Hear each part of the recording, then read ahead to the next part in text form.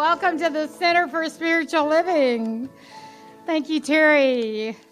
So, as you can see, I'm not Anton Mizrak or Laura Berryhill. They called just a little while earlier this week and said they had contracted COVID in Yakima. So anyway, so we had to kind of switch gears, and so we created a solstice celebration for today, and we're glad you showed up. Thank you very much for being here. We're going to be doing, Reverend Matthew is celebrating Gay Pride in Seattle. There's a big parade, and he's part of it. And so he's not here, but I'm going to be doing summer solstice chakra meditation. I have Suzanne Frazier with me on platform, and holding consciousness is Laura Bentel in the back. And so we're pleased that you joined us this morning. We have Terry O'Hara, and we have Jim Valley. There he is, Jim Valley. Okay. So Jim Valley is going to start the service with our theme song, Once Upon a Morning. And isn't it a beautiful day to celebrate the solstice? Hello, hello, hello.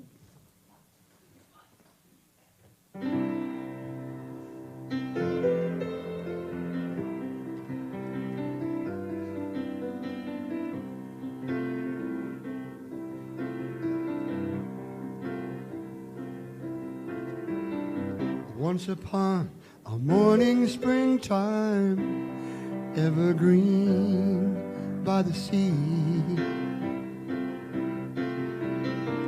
there's a place lots of kind people live their lives simply.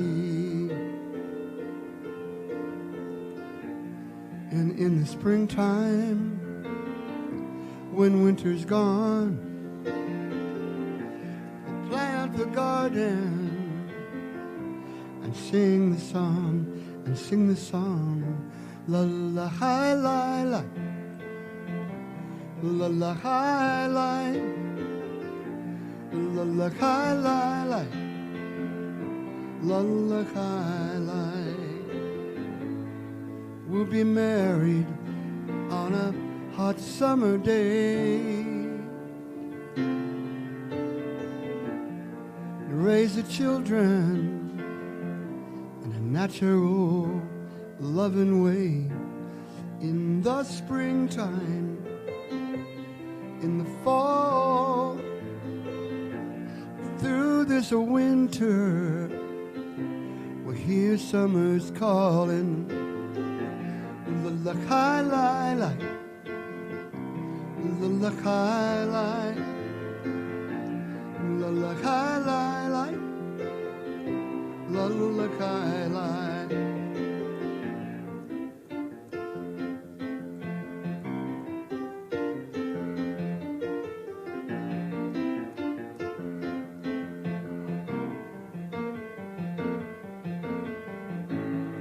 We'll be dancing high in the fall, Lord, and reap the harvest.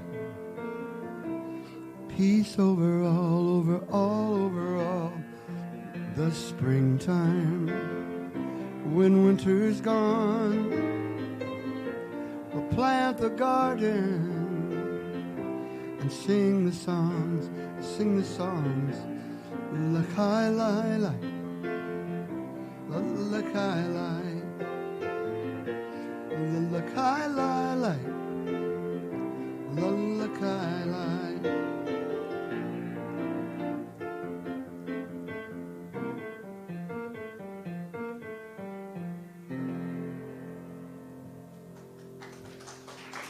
Thank you. Thank you. Well, good morning. So close your eyes if you choose. Either way, it's okay with me.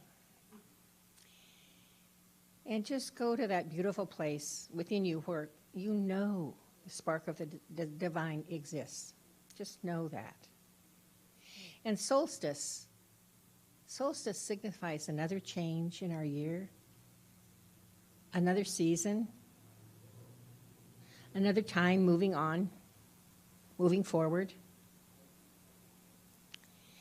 And this morning I read in the Science of Mind magazine, it's a morning meditation for me. It was about change. And it used the phrase the cave as a metaphor for perhaps some challenge or difficulty or change in our lives. Not bad, not good, just as part of our life. And it said change greets me with love. And the thing that may be hard to incorporate in your life is that in change you must walk into the cave, so to speak, unreluctant, if for no other reason but that you have no other choice. It's all about that. And the more we're brave to face the change, the less reluctant, the less resistant we are, the easier it is. There's a lot of stuff going on in our world right now that a lot of people are angry, frustrated. There's stuff in our personal lives that may not be perfect. The more we talk about it, the more we anger about it, the more we refuse to accept the change and move forward with our own lives through that change to make it easier for ourselves, but also for the people around us. God never meant for anything to be stagnant. Everything changes. Everything. You go from bell bottoms to leggings, you know? So, kind of that's what it's like. I mean, you can laugh or you can be sad and angry and say, I don't like this, and I'm entrenched in my don't like it. Or you can say, this is a perfect time for me to reassess. It's a perfect time for us to re-look at whatever it is that's going on. And we can just go into that still wonderful place that we do when we meditate or when we pray and know that it is all divinely guided. We can either go kicking and screaming, or we can say, Spirit, show me. Spirit, open the path. Spirit, it's all good, right? Spirit, I have nothing to fear because you're in charge. And I can just allow it to be and float away with it like a leaf on a stream.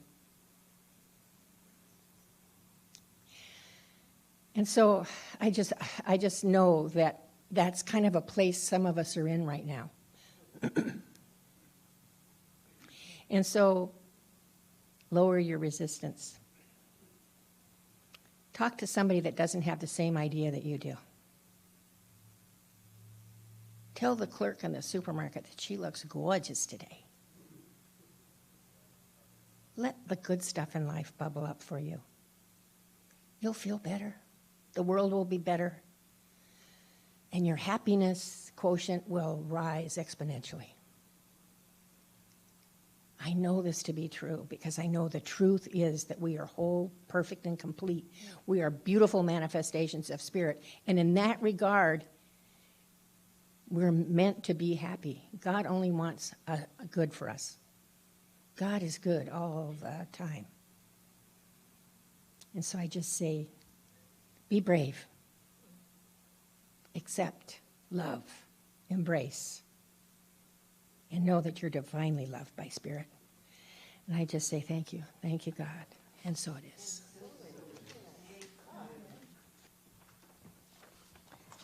Good morning, CSL Tacoma, and what a beautiful way to start this beautiful message today. And this is a reading from Lynn Cox, Making Room for All That Is. Spirit of life, ancestor of the stars and the sun, you who embrace the vastness of space and us along with it, be with us today. Hold us in our worry, our exhaustion, our grief. Keep us close as we sit with our truth, whatever that may be. Lead us to rest in the quiet, to find solace and renewal in this time of shifting light and dark. You whose arms open with the spinning galaxies, help us to make room, as you do, for all that is.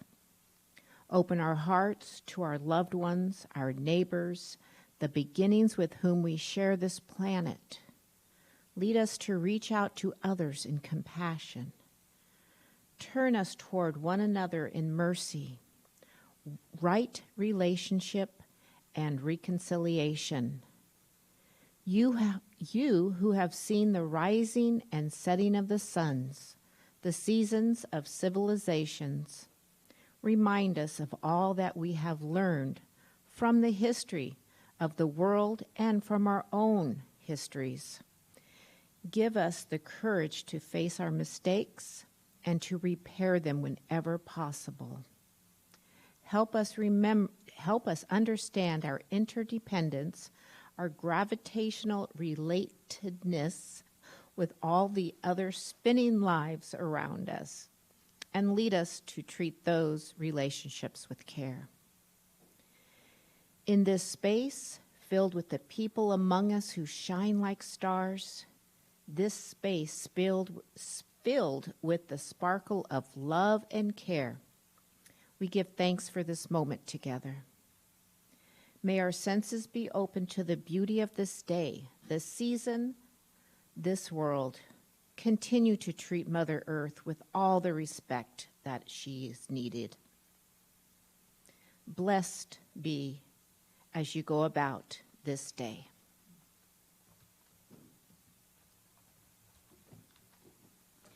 So we're going to do a summer solstice meditation.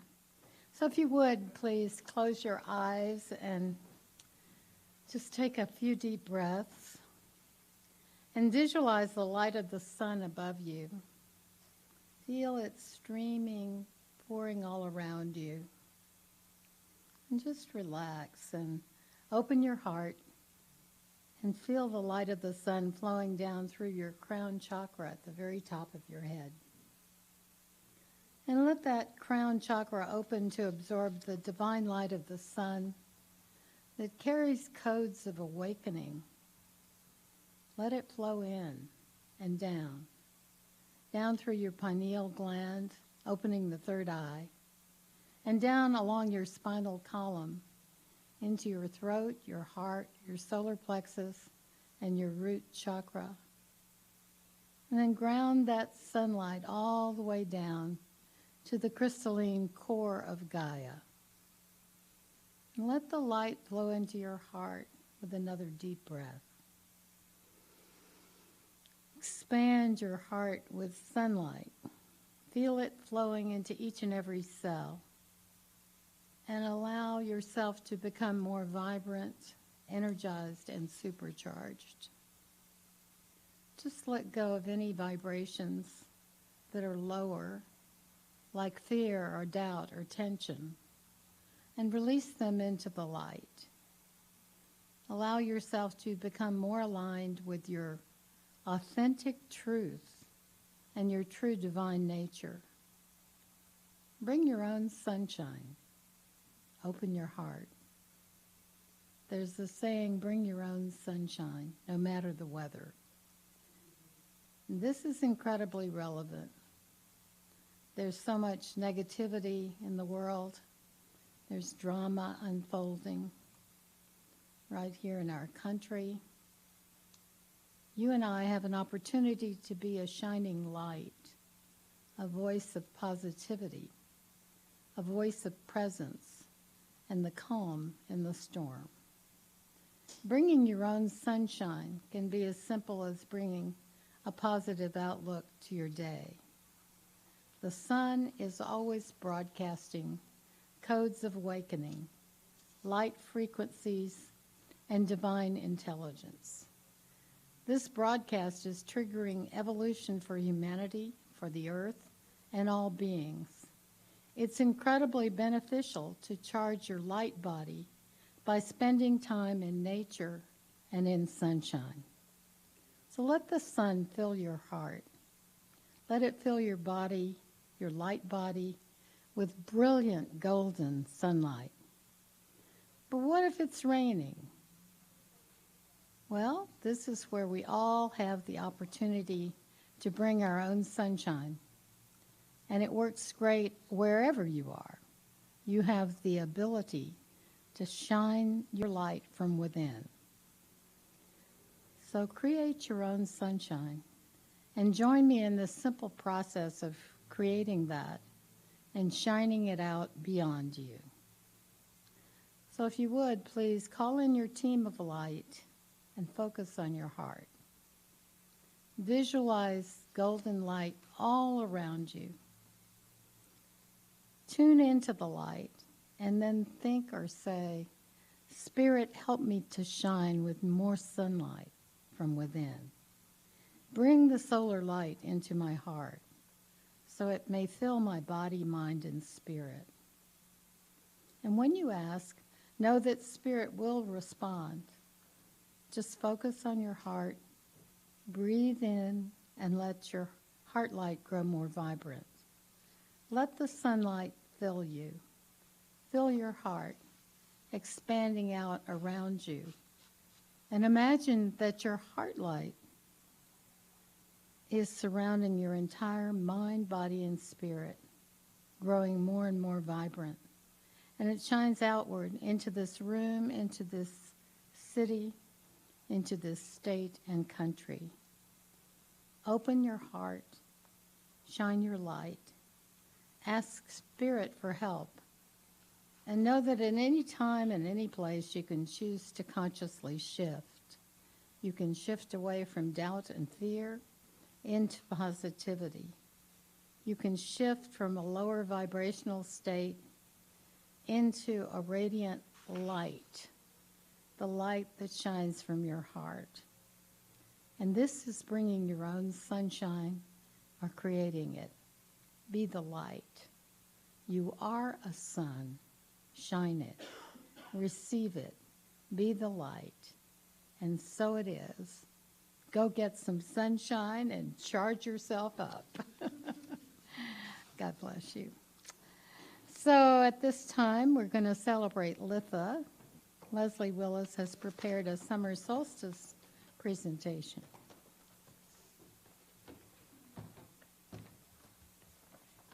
Summer has arrived, and I cannot wait to hook up my little pop-up tent trailer and go camping. I've been waiting for this. So last Tuesday was the summer solstice. I think we all know this. It's also known as Litha. It's a holiday that has been celebrated by nearly every culture around the globe for centuries.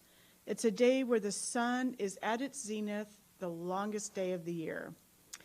Litha is often celebrated by lighting bonfires with much music, merriment, dancing long into the night. People would go from fire to fire, carrying torches and lanterns. After your Litha bonfire has burned out and the ashes have grown cold, use the ashes to make a protective amulet. You can carry some of the ash in a small pouch or knead some of the ash into soft clay and form a talisman. In some traditions of Wicca, it is believed that the midsummer ashes will protect you from misfortune. You can also sow the ashes from your bonfire into your garden, and your crops will be bountiful for the rest of the summer growing season. We know our plants love that carbon. If you manage to stay awake all night, be careful in the morning. You may be greeted by fae. Carry a bit of rue, which is a European, strong-scented, perennial, woody herb that has bitter leaves and is used medicinally. keep it in your pocket to keep the fae from harassing you. Or turn your jacket inside out to confuse them. Sun wheels were used to celebrate midsummer in some early European pagan cultures. A wheel, or sometimes a really big ball of straw, was lit on fire and rolled down a hill into a river. The burned remnants were taken to the local temple and put on display. In Wales, it was believed that if the fire went out before the wheel hit the water, a good crop was guaranteed for the season. For contemporary pagans, this is a day of inner power and brightness. Find a quiet spot and meditate on the darkness and the light, both in the world and in your personal life. Celebrate the turning of the wheel of the year with fire and water, night and day, and other symbols of the opposition of light and dark. Blessed Litha, blessed be, and so it is.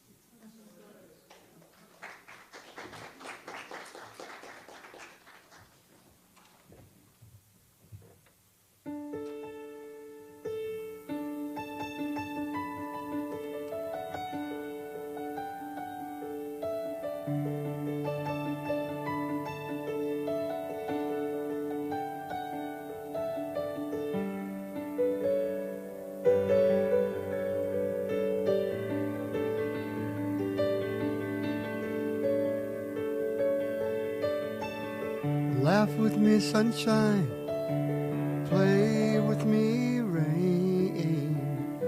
Dance with me, snowflake. Make me new. Make me new again.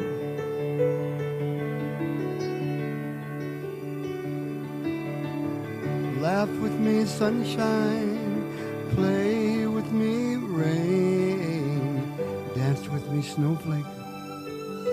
Make me new again.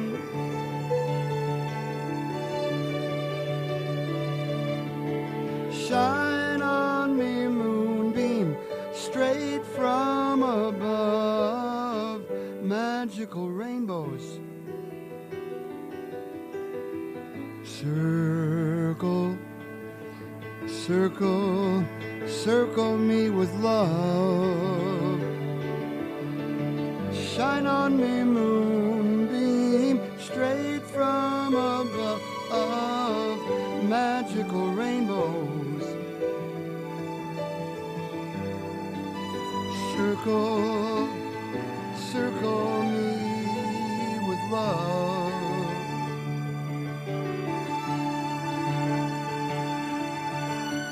Laugh with me, sunshine. Play with me, rain. Dance with me, snowflake. Make me new again.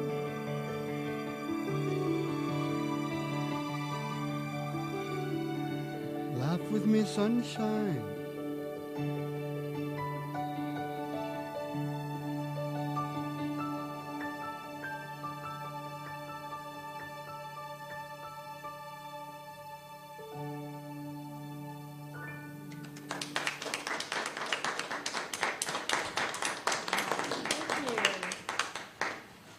So today's message is the sun conscious, is it?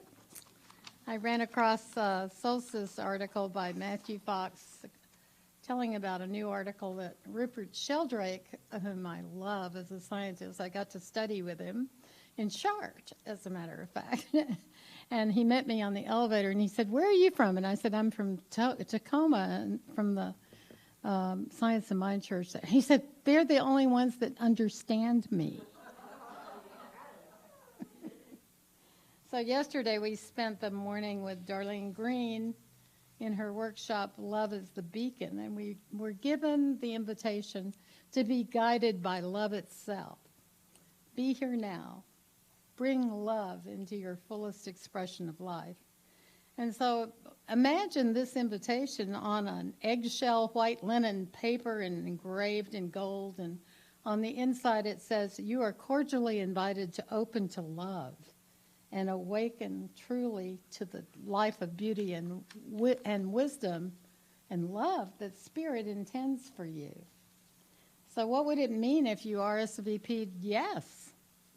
It would mean being fully awake to the present, to the life you now have, being fully awake and present to who you are in every moment, and to what brings you joy right here and right now. And also, what if your heart were truly awakened by the presence of grace? What would your life be like if your heart were open to the presence of God's grace in your life? What would that be like? I don't believe I've ever talked about Ernest Holmes' awakening on a Sunday before, or any time actually. But on February 17th in 1959, Ernest was at a ceremony in Whittier, California, dedicating that church. And he had a cosmic experience. And they were using really old broadcasting equipment, so they managed to get it on tape, so you can actually hear it when he goes into this experience. And then it was transcribed by George Bendel, and it's available. You just say Ernest Holmes Whittier experience, Whittier, California, and you can actually read it or hear it online. But here's part of what Bendel had to drive him home from this experience, and they drove in silence. And when he got home, he settled himself into his favorite brown leather chair, and he admitted to George that he had experienced the highest degree of illumination he had ever known. He said, "While I was talking, I had the semblance of everything turning into shimmering light. And I imagined myself, or maybe I was, as though I was severed from my body, looking down on myself, talking and feeling this thin. And I actually had the feeling I was part of the stars, that I was part of everything, that I was part of the whole movement, the push and pull of the universe, but with a greater sense of self-awareness. I thought I had had cosmic experiences long before, but now I know this is what it truly is." And there was a complete and total recognition that there is no death, nothing but eternal life, no sense of any mistake in the past, only an instantaneous recognition of this experience and expression as an individual. But he said, however you say it, this isn't the kind of thing that you usually go out and tell people about. He said, "Well, maybe you could tell them, George, but I'm pretty sure you shouldn't or couldn't." So if you want to hear this, you, of course, can go online and hear it. It's that sense of oneness with the whole consciousness of the universe. And what Sheldrake has done is published an article with the Journal of Consciousness on Is the Sun Conscious? Is the title of the article. And you can just Google that. Is the Sun Conscious? Rupert Sheldrake. And you will be referred to this article, which is worth reading. It goes into too much science for me to share today. But it is pretty amazing, the discoveries that have happened. And of course, it's based on the revival of the philosophy of panpsychism, which was originated by Plato and others, and more recently by Alfred Whitehead. It's the idea that everything's conscious. Panpsychism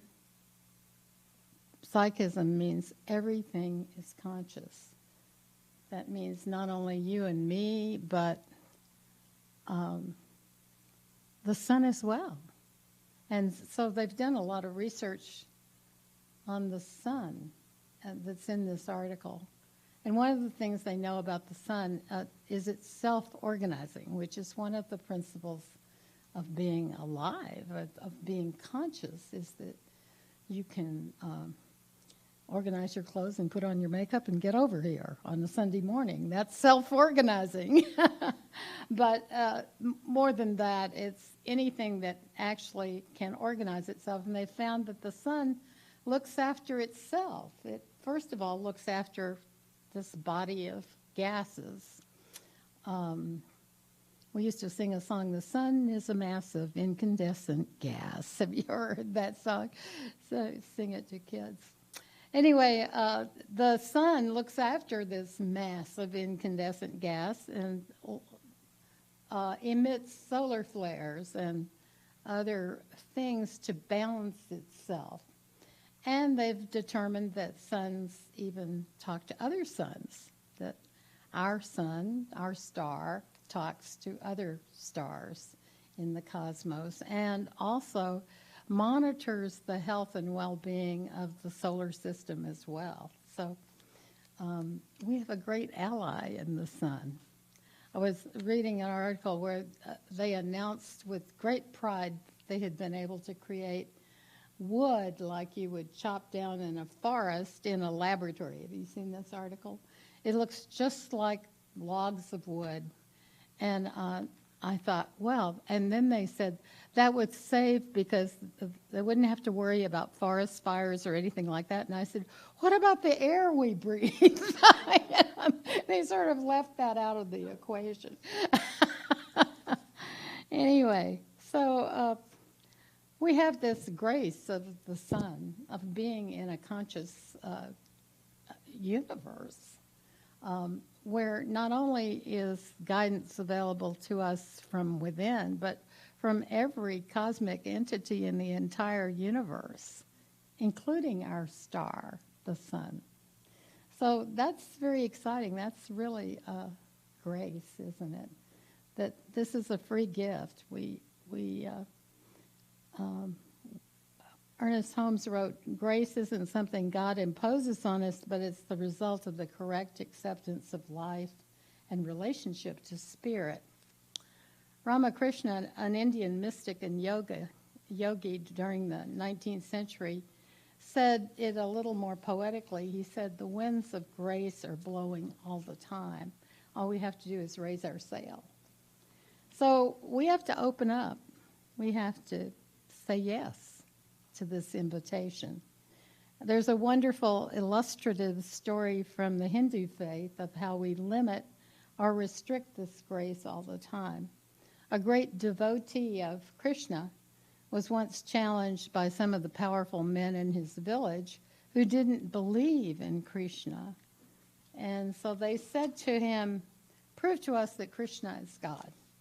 So they looked around, they saw one of their most sacred animals was dead on the road, and they said to the devotee, "Through the power of Krishna, make this dead cow come back to life."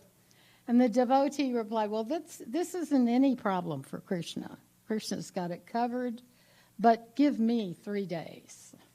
And so he spent the next 3 days in agonizing prayer, day and night, night and day, praying to Krishna to bring the cow back to life. So each hour that passed and the cow didn't come back to life, he got more and more nervous. And finally, in the 11th hour, the cow came back to life, and all the villagers rejoiced and believed that Krishna was God. And the devotee, of course, was grateful and relieved. A short time later, he became very depressed and sad, and Krishna came to him and asked why he was so sad. "Lord, why did you make me work so hard? I got so desperate when that cow didn't come back to life immediately." Smiling, Krishna said, "It's you who gave me 3 days' time." So the only reason we're limited is we haven't allowed the divine within us to be more completely expressive in us. And we can grow in grace and demonstrate a higher consciousness simply by allowing. And as Darlene said yesterday, accepting the invitation. It's always there. So is the sun conscious? Well, we think it is. I remember my first experience with stars was as a kid. We were sort of the neighborhood gathering, And we would lie out on the sidewalk in the grass once it got dark and look at the stars. Did any of you ever do that? And we would locate the Big Dipper and the Small Dipper. And I remember my little saying, Mary's violet eyes make John stay up late nights. Do you know that? That was how you remembered the order of the planets. You know, it was Mercury, Venus, Earth, Mars, Jupiter, Uranus, and Neptune. And of course, they got rid of it. It ended with period, but they've demoted Pluto. So, is the sun conscious? You could ask the question, and your answer would depend on your worldview. If you're a strict materialist, which I don't think any of us are in this place, you would see the universe as a machine, as a mechanical system, and that nature is non-conscious. And our minds are just phenomena produced by the activity of our brains. That's the pure physicality approach to life.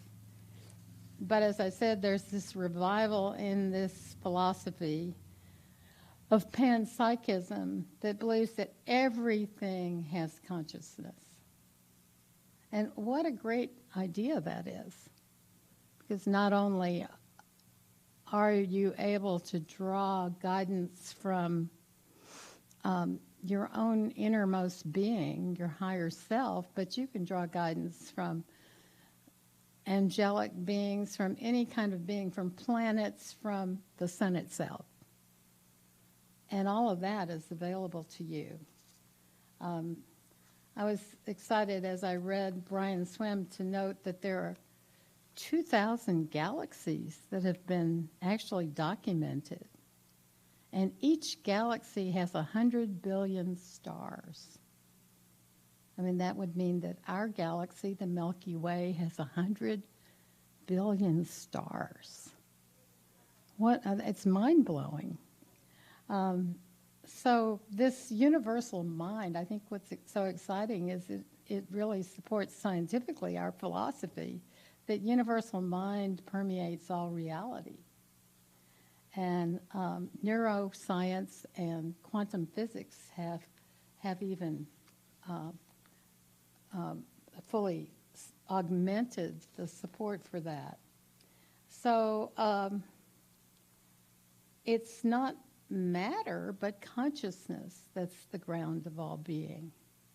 Brian Swimme notes that the powers of the universe are these: one, seamlessness, centration, concentration, allurement, creativity, power of attraction, emergence.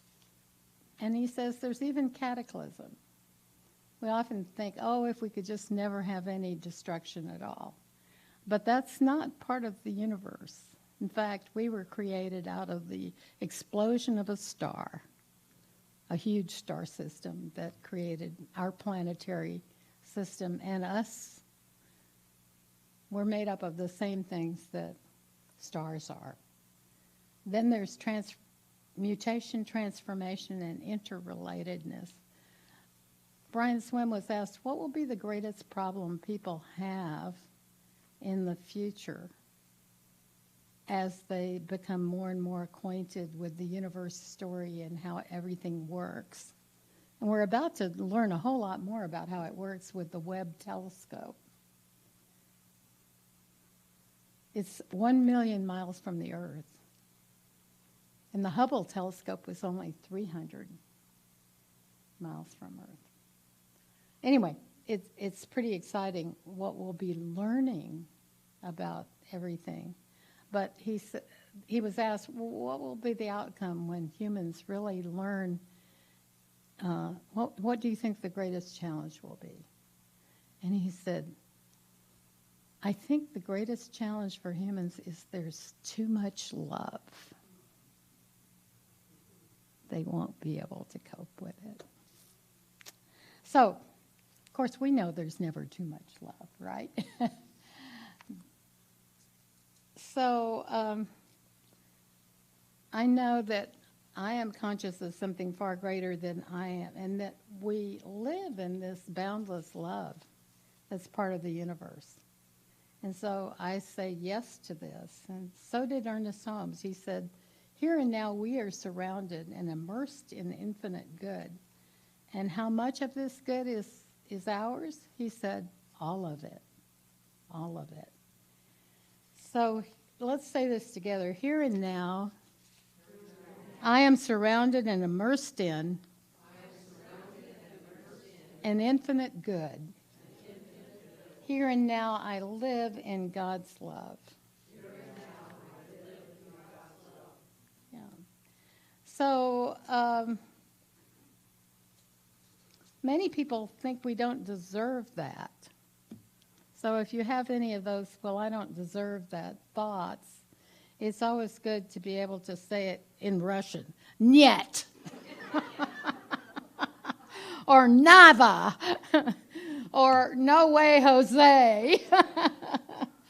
And because I believe at the core of our being, God's grace is freely given and it's always available. And as Mark Nepo writes, each person's born with this unencumbered spot that's free of expectation and regret, free of ambition and embarrassment, free of fear and worry.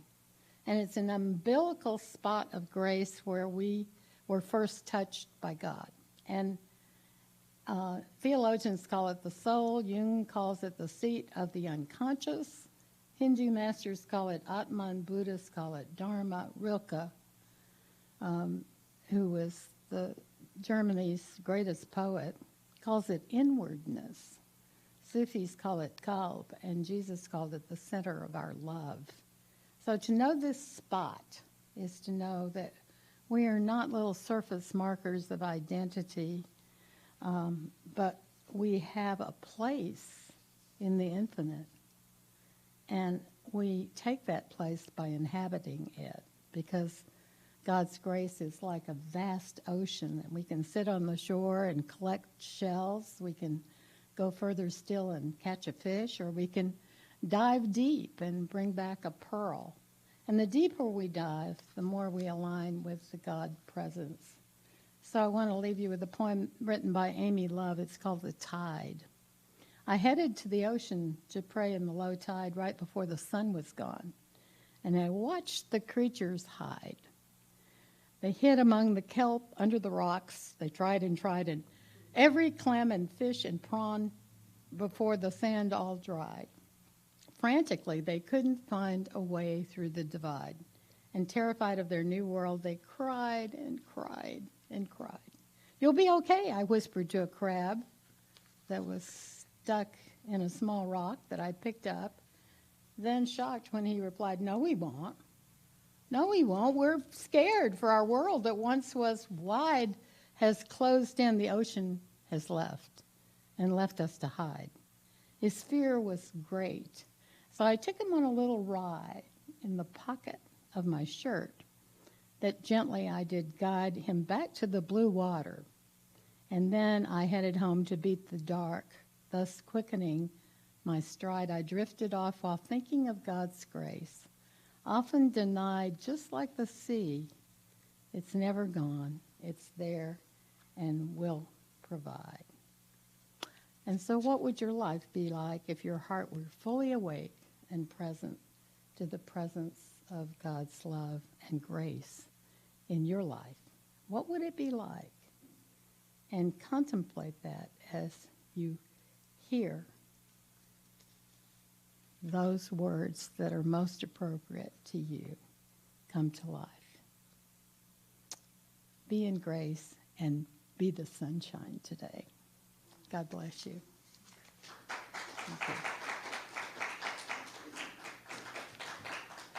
Okay, we have a song from Jim. So in 2001, September 10th, I was in Chicago and working with some school kids, and they wrote a poem for me called Rainbow, and then the song became part of my life that kept positive during those horrific events that next day. But in sign language, it looks like this. So try this with me, if you will. take one of your arms, whatever arm it is, and make a rainbow. So, sign language. A rainbow is a beautiful thing. That's Italian. Makes your heart, Italian, bella, makes your heart want to sing and dance as you look into the sky and see the colors floating by. A rainbow is a beautiful thing. So, Erik, can you turn it up a little bit from where we were a little while ago? And I think you'll enjoy it. So, far away. Okay. Terrific. A rainbow is a beautiful thing. Makes your heart want to sing and dance as you look into the sky and see the colors floating by. A rainbow is a beautiful thing. All together. A rainbow, yes, is a beautiful thing. Makes your heart want to sing and dance as you look into the sky and see the colors floating by. A rainbow is a beautiful thing. There it goes. Each color is special. Each color is different. Like the people of the earth, of the earth, of the earth. When they blend together in friendship, they create a gift of tremendous worth. So then, let's all try to get along as we sing this wonderful song. When we look at rainbows with a friend, the colors will last and never ever end. From the top, a rainbow, yes, is a beautiful thing. Makes your heart want to sing and dance and wiggle as you look into the sky and see the colors floating by. A rainbow is a beautiful thing. It's a beautiful rainbow is a beautiful thing. Truly beautiful. Rainbow is a beautiful thing. Terrific.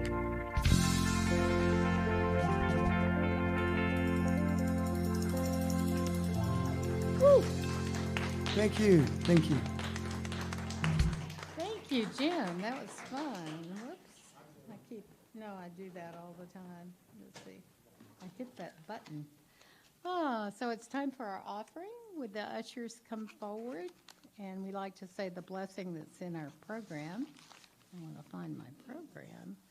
So we say together, divine love, through me, blesses and multiplies all that I have, all that I give, and all that I receive. Thank you, God. And so it is.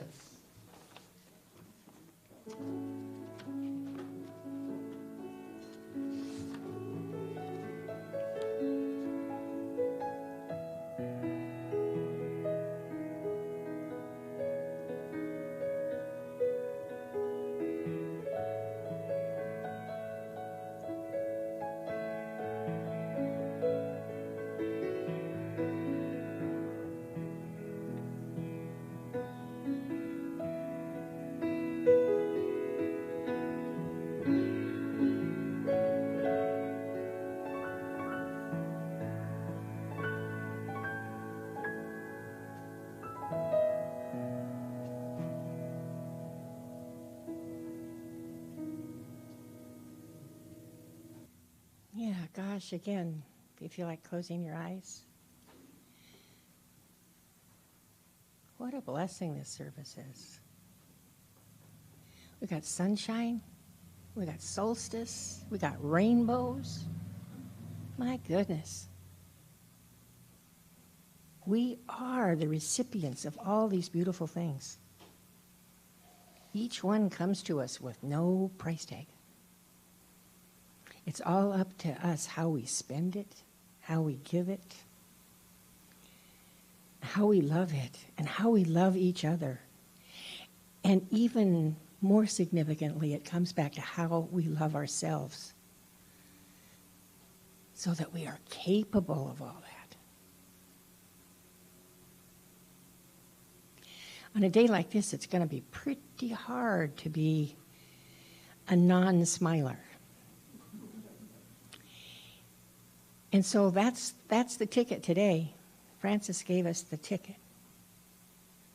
You leave here today and you go out and you spread sunshine. You give it away. Give it away. It's just that easy. Be happy. Like Bobby McFerrin. Be happy. There's little need for resistance to that. There's little need for reluctance when it comes to that, when it comes to loving yourself open-heartedly with everything you have. Because when you love yourself, you got an excess. And that means you can give it away. Spread it around like peanut butter on toast. Really. We make things difficult sometimes when it's not. And so today I encourage you to go out there and spend your sunshine. And get it back. And see how it returns. I love you. So it is.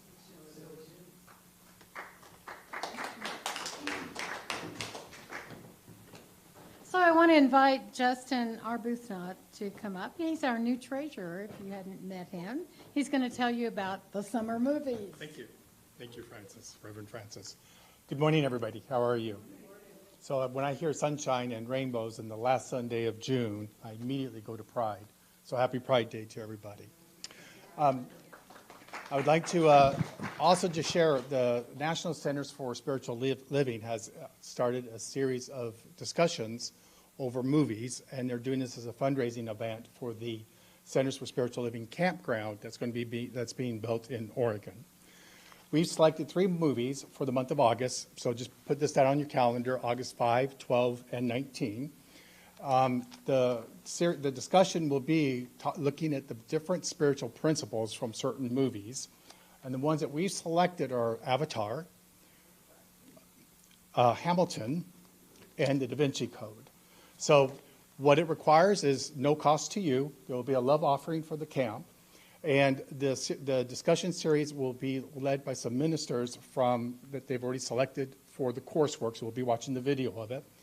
You need to watch the movie beforehand. We would encourage you to get together with some other people and watch either one of the movies and then come to the discussion series. August 5th and 12th will be here on Friday, and then August 19th will be at my community center in University Place. Additionally, on July 31st, I'll be hosting a showing of Avatar in my house on the 31st. You're welcome to come. And it's a great opportunity for us just to build community and a really nice way to bring friends, to introduce them to this teaching and how we can actually look at all forms of media and the teachings that are present there. One of the things to remember that every director, writer, editor has some kind of consciousness that they're actually communicating through their movies. So it's a really awesome opportunity. Lastly, I just want to remind you, next Sunday is our potluck. So please come to celebrate the Independence Day, and let's have a big group of people downstairs as well. Thank you. Great. Thank you, Rev.Frances. So Mario will be back in just a minute. He has tickets for Graceland, which is July 16th. It's going to be great fun. We have a Filipino Elvis impersonator. It's called Graceland Manila, and he is adorable. Anyway, you'll have fun. And Dane Norman will be here also with his musical partner. And we have silent auction, live auction, and a sock hop. So come and get your ticket. We want to see you there. It's going to be great fun. We also have some classes starting in August. One is Foundations, which will be taught by Bev Holland. It's a 7-week class starting August 3rd on a Wednesday night. And then the following Wednesday, I'm going to start a class called Putting on the Mind of Christ, which is based on the book by Jim Marion, one of my favorite writers. And that's an 8-week class. And then on September 10th, Jim and his whole band, he has a rock and roll band that's just out of this world, is going to be here for a concert from 7 to 9, $25 tickets. And then on August, is it the 3rd? The first Sunday. Anyway, Lucas Smeraldo has released a new book called 365 Revolutions, which is about 365 yoga poses with a poem for each pose. And it's pretty amazing work, beautifully illustrated. He's going to be sharing that with a musician and holding a book signing that first Sunday in August. And then Darlene is going to be doing part 2 of Love is the Beacon on August 20th.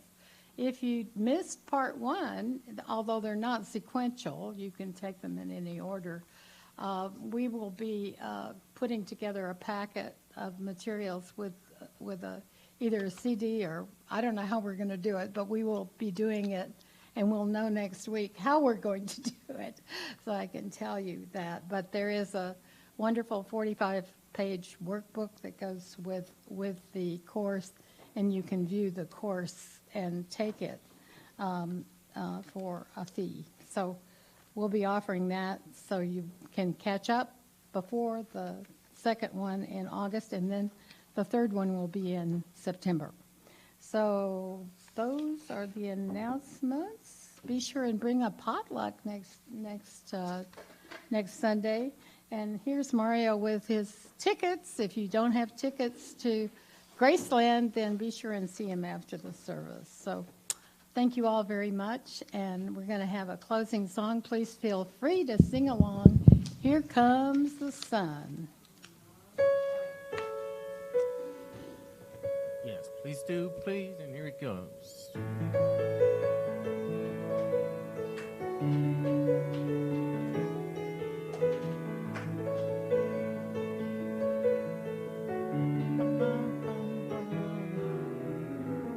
Here comes the sun, doo-doo-doo-doo. Here comes the sun, and I say it's all right.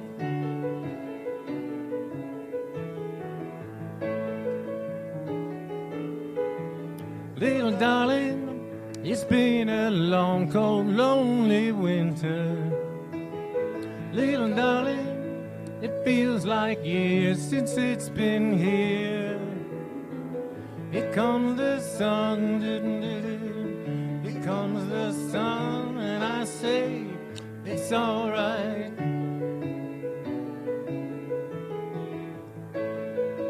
One more and little darling, the smiles returning to their faces.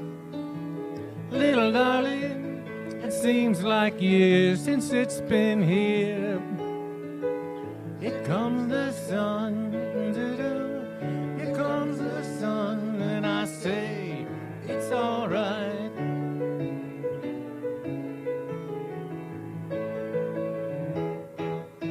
Sun, sun, sun, here it comes.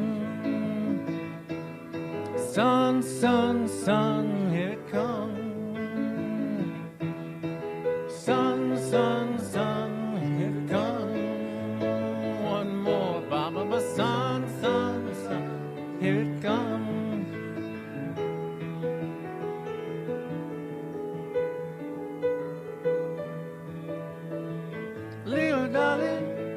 feel that ice is slowly melting.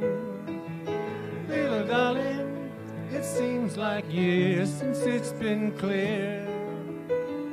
Here comes the sun, here comes the sun, and I say it's all right.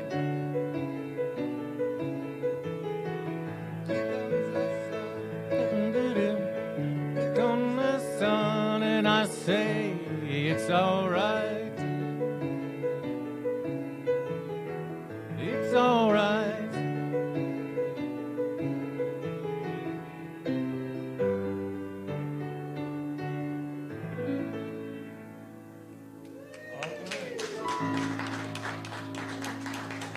Well, thank you very much. Please join us for coffee. Well, I think there's even some muffins left from the workshop yesterday. And we'll see you next week to celebrate Independence Day. Yeah.